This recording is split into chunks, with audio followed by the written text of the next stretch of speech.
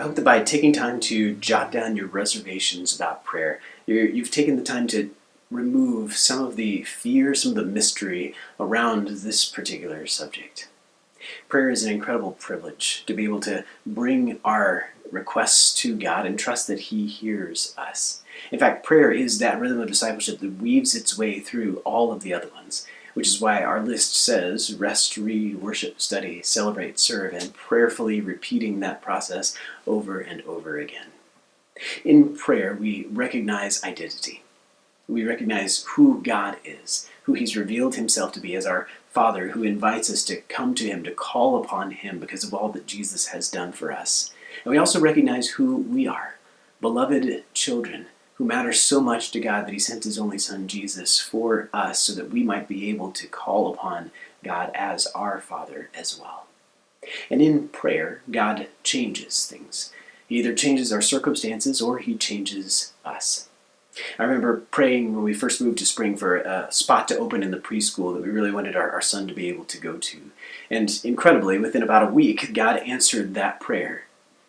I also remember praying at other times, like when I prayed for my grandmother when she was very ill. And God chose to answer that prayer instead of healing her physically by healing her eternally, by taking her home to be with Him. Sometimes God changes our circumstances, but often God changes us.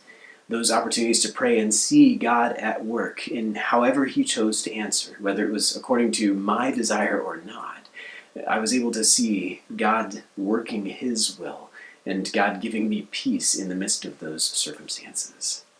When we bring our request to God, He'll either change our circumstances or He'll change us. So I want to encourage you to be the kind of person who calls upon God in prayer, who trusts in Him, who practices that rhythm of communication with God and allowing Him to speak to you and to grow you as well. I want to encourage you to take that next step in your life, whatever that might look like for you.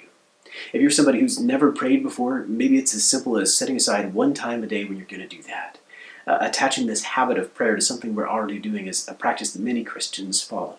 That's why so many people pray at meal times and at bedtime. They're convenient ways for us to attach prayer to something we're already doing.